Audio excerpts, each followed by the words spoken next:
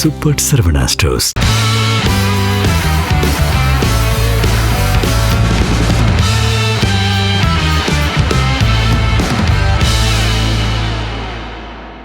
நேர்களே, மிக முக்கியமான ஒரு செய்தி.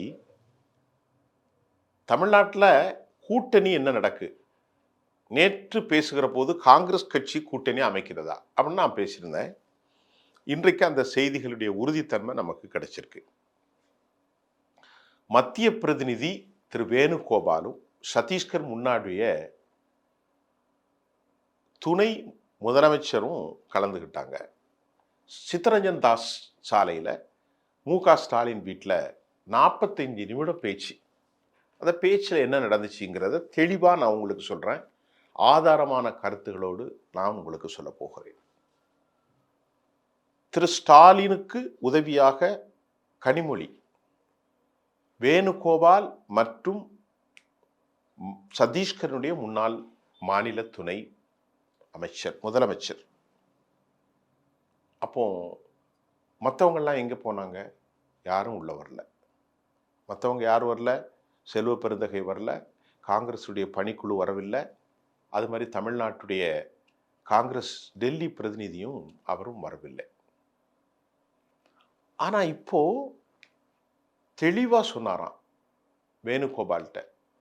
இங்கே பாருங்க, வேணுகோபாலுடைய ஸ்டேட்மெண்ட் என்னன்னா, 39 தொகுதி எங்களுக்கு கொடுத்துருங்க சார், ப்ளஸ் 2 தொகுதி ராஜ்யசபாக்குன்னு கோரிக்கை வச்ச போது வேணுகோபால் சொன்ன உடனே டிஎம்கே கொஞ்சம் டென்ஷன் ஆயிட்டாங்க. கனிமொழி பவ்யமாக சொன்னாங்க, ஸ்ட்ரிக்டாக சொன்னாங்க. இங்கே பாருங்க, உங்கள் கட்சியை பற்றி உங்களுக்கு தெரியாது. உங்கள் கட்சியில் இருக்கிறவங்க தவறாக மணிக் தாக்கூர் போன்றவர்கள் தவறு செய்கிறாங்க. அதை பேரை சொல்லாமல் சொல்லியிருக்காங்க. ஆனால் எங்களுக்கு தெரியும் தமிழ்நாட்டுடைய கள நிலவரம். பாஜக கால் பதிக்கக்கூடிய ஆபத்து வந்துவிடக்கூடாது. நீங்கள் இந்த மாநிலத்தில் எங்கள்கிட்ட அதிகாரத்தை பகிர்ந்து கொடுக்குறீங்க. இயற்கையிலே அப்படி ஒரு நடைமுறை கிடையாது. தேசிய அரசியலில் நாம் இணைஞ்சு போகிறோம். பல விஷயங்களில் நாங்கள் கை கொடுத்துருக்குறோம். இந்த விஷயத்தில் நீங்கள் இப்படி கேட்கவே கூடாது. நாங்கள் புதுசாக 2 பார்ட்னர் 3 பார்ட்னரை சேர்த்துருக்குறோம். அவங்க சொன்னது தேமுதிகவையும் மக்கள் நீதி மையத்தையும். இவங்க உடனே கேட்டாங்க, நாங்கள் நிறைய கேட்கலையே, ஆட்சியில் பங்கு கேட்கலையே, அதிகாரத்தில் பங்கு கேட்கல, அப்போ என்ன கேட்குறீங்க? தொகுதிக்கு ஒரு சட்டமன்றம் கொடுத்துருங்க. 39 நாடாளுமன்ற தொகுதிகளுக்கு 39 சீட்டு கொடுங்க, போதும். 2 ராஜ்யசபா உடனே கொடுத்துருங்க. இங்கே பாருங்க, ஸ்டாலின் சொல்லிட்டார் ஸ்ட்ரிக்டா. நான் உங்கள்கிட்ட சொல்லிட்டேன், பிரதர் சொன்னதை நான் உங்கள்கிட்ட சொல்லிட்டேன். உங்களுக்கு எவ்வளோ தரேன்னா 25 தொகுதிகள் தாங்க தர முடியும் அப்படின்னு ரொம்ப ஸ்ட்ரிக்டாக சொல்லிட்டாங்க. யாரு? கனிமொழி. இது கடத்தப்பட்ட செய்தி, புனையப்பட்ட செய்தி அல்ல, உண்மை செய்தி. இப்போ இந்த செய்தி சொன்ன உடனே ஒரு சின்ன கொசுருன்னு சொல்லுவாங்க இல்லையா, அதையும் சொல்லியிருக்கிறாங்க. நான் 5 கிலோ வாங்கினேன், கொஞ்சம் அள்ளி போடுன்னு சொன்ன மாதிரி. வேணா கூட 1 2 வேணா பார்த்து வாங்கி தரலாம் அப்படின்னும் டிஎம்கே சார்பா ஒரு பாசிபிளான ரிசல்ட்டை மத்திய கேசி வேணுகோபால் இடத்தில் சொல்லப்பட்டிருக்கிறது. 45 நிமிஷத்துக்கு அப்புறம் முதலமைச்சர் வீட்டில் செய்த சில பலகாரங்கள் அவர்களுக்கு பரிமாறப்பட்டிருக்கிறது. அதை அவர் சாப்பிட்டுட்டு அழுத்தியிருக்கிறார், பேசியிருக்கிறார். ஆனால் இவர்கள் தேசிய அரசியலை முன்படுத்தியிருக்கிறாங்க. தேசிய அரசியலில் இன்றும் எலெக்ஷன் நடந்தாலும் பிஜேபி வெற்றி பெறும். அதற்கு தமிழ்நாடு மட்டும்தான் விதிவிலக்கு. இந்த நேரத்தில் எங்கள்கிட்ட அதிகாரத்தில் பங்கு கேட்பது, யாரோ சொன்னாங்கன்னு நமக்குள்ள இருக்கக்கூடிய அந்த பாசத்தை, பிரிவை, அந்த அன்பை இந்த மாதிரி நீங்கள் உடைக்கலாமா அப்படின்னு கொஞ்சம் ஹார்ட்டிச்சா சில விஷயத்தை சுட்டிருக்காங்க. வேணுகோபால் அதில் முடிவெடுக்க முடியாது, நான் டெல்லியில் சொல்கிறேன் அப்படின்ட்டு மெதுவாக வெளியே வந்துட்டார். இதுக்கப்புறம் காங்கிரஸினுடைய பிரதிநிதி குழுக்களோடு கனிமொழியும் அந்த விவகாரத்தை தனியாக சந்தித்து, முதலமைச்சரோடு சந்தித்து பேசிய விவகாரத்தை தனித்து, காங்கிரஸினுடைய அந்தவனும் தனித்து பேச்சுவார்த்தை முடித்திருக்கிறார்கள். ஆனால் திமுக 25+1 நம்ம கிடைச்ச தகவல் 26, இன்னொரு தகவல் 27ன்னு சொல்கிறாங்க. 25 தான் டிஎம்கே சொன்னது, எக்ஸ்ட்ரா 2 வரைக்கும் பார்க்கலாம் என்று சொல்லியிருக்கிறார்கள்.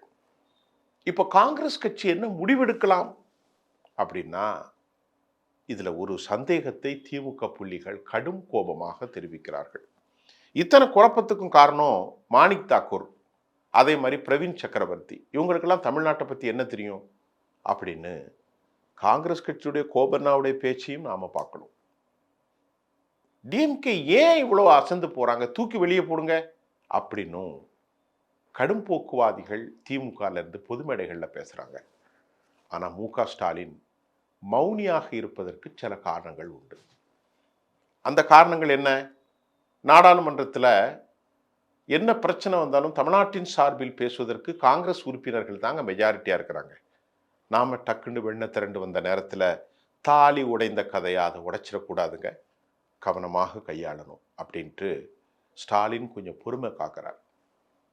சரி, வேற என்ன பொறுமை? 44% பெரியவர் காமராஜுடைய காலத்தில் இருந்துச்சு, இப்ப எத்தனை இருக்கு? 4% தானே இருக்கு. இவர்கள் என்ன செய்ய போறாங்க அப்படின்னு சொன்ன கேள்வி உண்மைதான். ஆனா ஏன் பயப்படுறாங்க அப்படின்னு நாம கேட்டபோது, கன்னியாகுமரி, தூத்துக்குடி, தென் மாவட்டங்களில் இருக்கும் கிறிஸ்தவ இஸ்லாமியர்கள் வாக்குகள் காங்கிரஸ் கட்சிக்கு ஓரளவுக்கு ஆதரவாக இருக்கும். உதாரணத்துக்கு கன்னியாகுமரி சிஎஸ்ஐ நாடார் கிறிஸ்தவர்கள் சிலர் பாஜகவில் இருப்பதும் ஒரு அதிர்ச்சியான தகவல் தான்.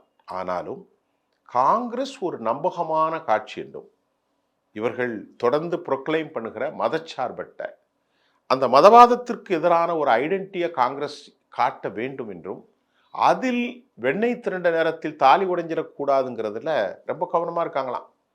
அதனால கொஞ்சம் பொறுத்துருங்க அப்படின்னு ஸ்டாலின் சொல்லியிருக்காரு. இப்போ இதை எடுத்துக்கிட்டு அவர் மல்லிகார்ஜுன கர்கே ராகுல்கிட்ட சொல்ல போறார்.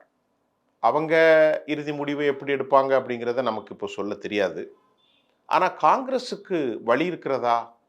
வழி ரொம்ப கம்மி தாங்க. ஏன்னு கேட்டிங்கன்னா, குறித்து வச்சுக்கிடுங்க, நான் சொல்கிற செய்தியினுடைய உண்மையாகத்தான் இருக்கும். இன்னும் 4-5 நாளில் நிகழ்ச்சி வரப்போகிறது. பிரசவிக்க போகிற தாய் தற்போது சிரமப்பட்டு கொண்டிருக்கிறாள். ஆனால் நிறைய பேர் சொல்கிறாங்க, பத்திரிகையிலும் பேசுகிறாங்க, விஜயோடு கூட்டு சேர போகிறார். அதற்கு வாய்ப்பே இல்லைங்க, அதுக்கு வாய்ப்பே இல்லை. அதை வைத்து மிரட்டினார் பிரவீன் சக்கரவர்த்தி. ஆனால் இன்னைக்கு காங்கிரஸ் என்ன முடிவெடுத்திருக்குன்னா, இந்த இடசங்கமான நிலையில ஏதோ கிடைப்பது வரைக்கும் மிச்சம் 30 தொகுதி வரைக்கும் கேட்கலாம் அப்படின்னு எடுத்திருக்கலாம். அதை பற்றி எனக்கு தெரியாது. நமக்கு தெரிஞ்சது திமுக 25 தான், ஒரு தொகுதி தர்றேன் அப்படின்னு சொல்லியிருக்கிறாங்க. இன்னொரு ஏஜென்சி 2 தொகுதி சொல்லியிருக்கிறாங்க. ஆனால் காங்கிரஸ் 30 வரைக்கும் கேட்கலாம், ஆனால் கொடுக்க மாட்டாங்க. ஏன்னா இங்கே அவங்களுக்குள்ள தேமுதிக அந்த அம்மா நேற்று தனது கேடஸ்ட்டை பேசும்போது 12 தொகுதி கிடைக்கும், 13 தொகுதி கிடைக்கும்னா சொல்லியிருக்கிறாங்க, உற்சாகப்படுத்தியிருக்கிறாங்க. அதுக்கு வாய்ப்பே இல்லை.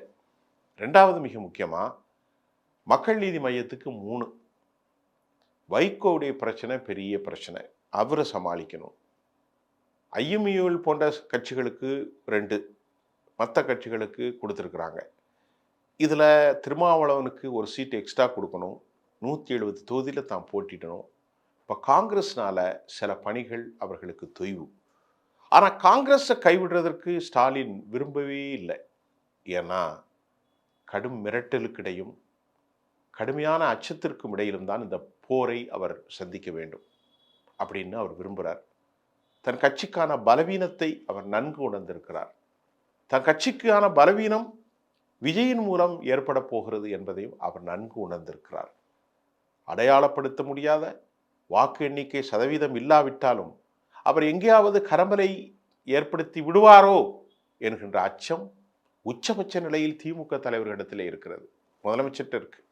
அதனால தான் காங்கிரஸை வெளியே போடாமல் இருக்கிறாங்க. ஆனால் காங்கிரஸுக்கும் வேறு வழி இல்லை. பிப்ரவரி மாதம் தற்போது நெருங்கி போய்விட்டது. இந்த காலகட்டத்தில் இன்னும் ஒரு வாரங்களில் முடிவுகள் அறிவிக்கப்படும், அதாவது தேர்தலுக்கான டேட் அறிவிக்கப்படும். அதற்கு பிறகு உடனடியாக இடங்களை பதிவு செய்ய வேண்டும், இடங்களை தேர்ந்தெடுக்க வேண்டும், வேட்பாளர்களை தேர்ந்தெடுக்க வேண்டும். நிறைய வேலை இருக்கு, பூத் கமிட்டிக்கு நிறைய வேலை இருக்கு. இப்போ காங்கிரசினுடைய குடைச்சல் இப்போது திமுக தெளிவுபடுத்தி தான் இன்னைக்கு உள்ள செய்தி. நேற்று நான் பேச்சுவார்த்தை நடந்ததை மட்டும் சொன்னேன். இன்னைக்கு பேச்சுவார்த்தையினூடாக என்ன முடிவு வந்திருக்குங்கிறதையும் உங்களுக்கு சொல்லியிருக்கேன். நான் ஏதோ கற்பனையில் பல செய்திகளை சொல்வதில்லை. எல்லாமே ஆதாரங்களோடு நான் சொல்கிறேன். மீண்டும் அடுத்து நிறைய பேச போகிறோம்.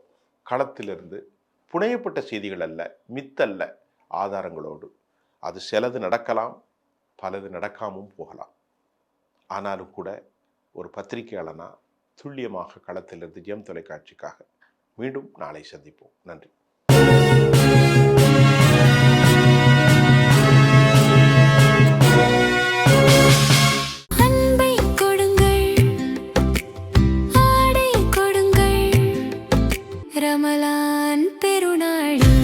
Super Saravana stores.